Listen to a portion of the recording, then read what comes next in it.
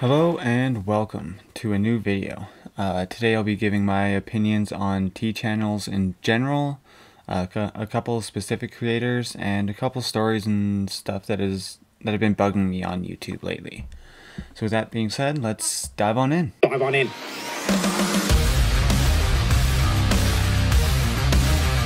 To me, there are some very obvious differences between commentary and T channels. Channels like Turkey Tom and The Right Opinion, they have a lot more research and critical thinking, trying to find the most realistic for why a drama is happening or did happen, and trying to get stories that have been twisted kind of straight, right? Kind of like the documentarians or journalists of YouTube, if you want it, kind of like that, I guess. T channels, on the other hand, are a lot more like the tabloids, like the TMZ for YouTube drama. But I mean, even though TMZ probably follows influencers and YouTubers now, because I mean they're trash anyways. But anyways, a lot of these channels end up blowing up huge stories that are really nothing, or just blowing up as misleading or just straight up wrong information. T channels seem to only focus on destroying the villain of the week. They don't really care about seeing creators in the community grow or get better. The goal is to expose and discredit anyone who has a different opinion or just criticizes someone they like or them, just for clicks and views, which, I mean, you know, that's what YouTube's here for, I guess, you know, clicks and views. But there has to be a little bit of responsibility there. I think a good example of one of these, and that I followed anyways, was when Chris Hansen first started to get criticism on his Onision case. As soon as people like Nicholas Diorio and John Swan started to poke holes in Chris's conduct and why the Onision investigation was going to go nowhere, some of these channels started to go after them and attack them and try to discredit them. I mean, it didn't work, even though John Swan kind of fucked himself over later, but that's a whole other thing. One creator that I find kind of jumps the line with T and commentary is Angelika Oles. I don't know if I said that last name right. I never know. But I do like a decent amount of her content, especially some of her I guess older stuff, I guess. For the most part, I do consider her a commentary channel. But with that being said, when she does the mini teas, or when things are kind of slow, she definitely leans more towards the tea side, where it's more... And I get that it's her job and she needs to get content out, but sometimes they're just not worth listening. Sometimes it's just not worth even reporting, I guess. There's also been a couple situations where she's had some pretty shitty takes. One of these shitty takes I actually covered in a previous video about I'm Alex. She essentially had the same take as Alex on Perez Hilton, saying that she got like pedo vibes or whatever from him when he didn't, because he was talking about how he didn't like Charli D'Amelio, who's really young. I mean, I think she's 16 or 17 now, and this was last year, so I mean, she was dancing to sexual songs while being young, and it's not something I fully agree with, but he doesn't give off pedo vibes, just gross tabloid vibes. Another story that she covered heavily was the bi-sister scandal.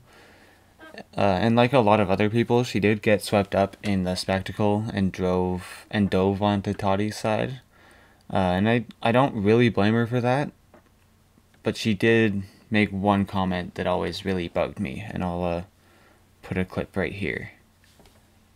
a reliable source. I've been saying that for a while though, and no one was listening to me, so... And obviously the last probably main point is that he is a predator. Now it's been confirmed. I'm not trying to get sued once again, but Tati did say you were a predator, so I don't know. I'm gonna believe my queen Tati, you know? That just screams T-channel bullshit to me. I mean, not even questioning whether Tati might be even a little bit wrong or might be exaggerating because she wants to get back at James or whatever. And I don't know, it just rubs me the wrong way. Lately it just kind of feels like, I guess, she's been caught up in the drama sphere and just trying to stay ahead of stories. And sometimes it just feels like she needs to take a little bit of extra time to research. And also maybe learn to take criticism a little better, because I've seen a few times on Twitter and stuff where she does not handle that kind of thing well. I mean, other than that. But that's also, I mean, I guess a problem across the entire site. So, and maybe I think that's something for another video. No, I mean, like I said, I do like some of her content. I thought her coverage of the Without a Crystal Ball stuff was good. I usually like her take on Shane and Ryland's podcast stuff, and some of her Ace family coverage and little things here and there. But now that we've kind of covered that stuff, let's move on to my biggest issue with T-channels.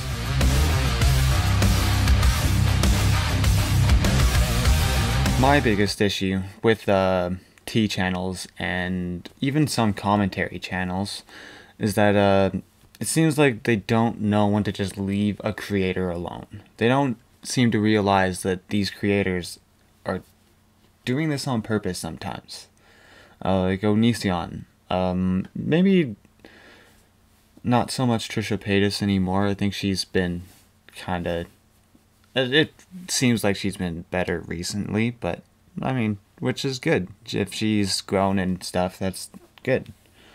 But, I mean, the most recent one was Gabby Hanna. But these people have been playing these communities for a while now. They're playing them for a fool. As soon as people stop talking about them, they do something cringy or have a breakdown, and everyone jumps and keeps them relevant.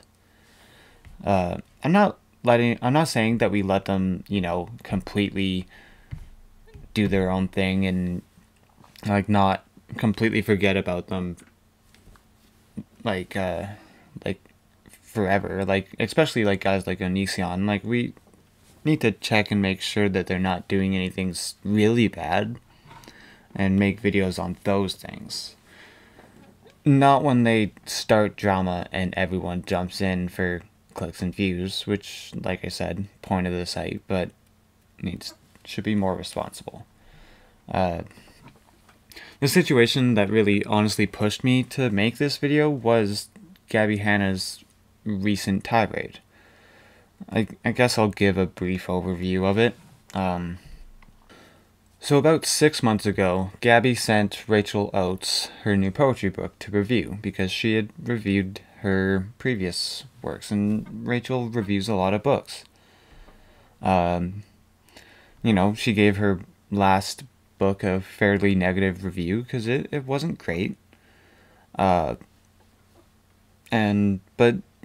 when Gabby sent Rachel her newest one for her to review, she even said at the beginning of the video, she was very nice, saying like that she thought that it showed growth in Gabby by sending her the book.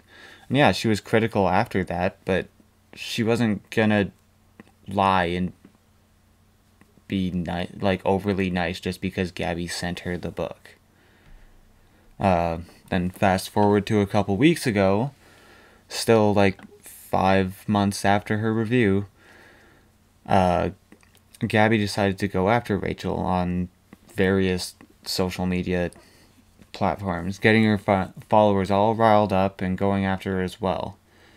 And I mean, honestly, Rachel is kind of the MVP in this situation because she did exactly what everyone else should have done. She ignored her.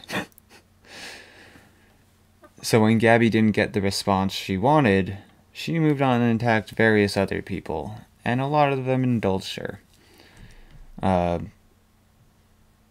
Most of the commentary channels I follow even talked and reported. I mean, they had slightly different points, I guess.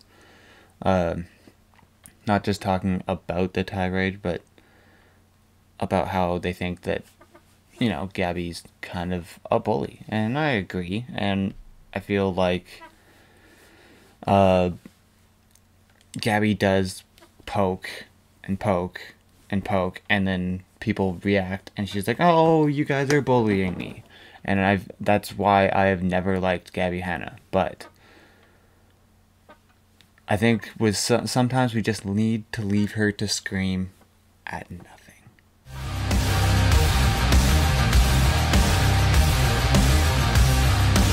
So for this section, I'll be using one other situation that I followed fairly closely, where a creator just took zero regard for the privacy of another and took it way too far. And then the last I heard, she was being sued without a crystal ball. She dove so deeply into Tati Westbrook's life and found some info that made her come off super stalkery. Like, super stalkery. Anyways, and she was posting this stuff online and stuff in her videos, and that's probably something she shouldn't have been doing. So, I mean, the last I heard, Tati was at least threatening to sue her. Creepshow Art and Angelika Oles covered that pretty comprehensively, so I can link it below if you want to know that full situation. But that's kind of an issue with a few of these T channels. They manage to find info on people that they probably shouldn't have, like private DMs and they sometimes end up doxing people. And doxing can lead to someone getting hurt or worse. And it's not okay to let your followers think that it's okay to dox people, especially when some of these channels are anonymous themselves. So I personally don't think there's any situation where doxing is okay. I don't care how bad the person is. If a person's bad enough that you think doxing is the appropriate thing, police, go to the law. Don't go to the fucking internet. But I guess that's just not the world we live in anymore.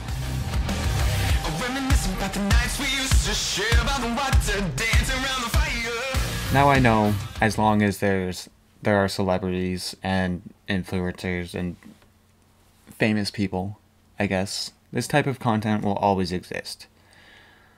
I just think that instead of canceling someone, then never letting them grow or change, it just seems gross to me, you know? Unless what they did was super, super bad or illegal, I think people should have a chance to come back and redeem themselves and become better people. But yeah, T channels don't allow that, and that's my problem with T channels. I hope you enjoyed. Let me know what you think in the comments. I have a couple more videos in the works, a couple of them that are kind of linked to this video. They kind of cover somewhat similar things, just in more depth, I guess. That should be up in the next couple weeks. Follow me on Twitter at ahump101. If you like this video, leave a like. Dislike if you didn't. Subscribe if you want more, and I'll see you next time.